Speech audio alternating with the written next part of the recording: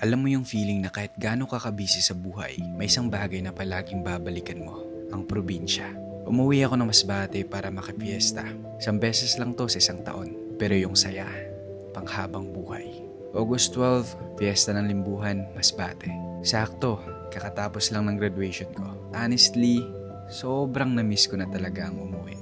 Hindi lang dahil sa fiesta, kundi dahil dito, kakakumpleto ulit ang pamilya. May mga umuwi galing Maynila para makatikim ng lechon, para makipagkwentuhan, para maramdaman ulit kung saan ka talaga nagsimula. Simple lang ang piyesta namin. Maingay, masaya, puno ng sayawan, tugtugan, at tawanan. Isang linggong pahinga sa totoong buhay.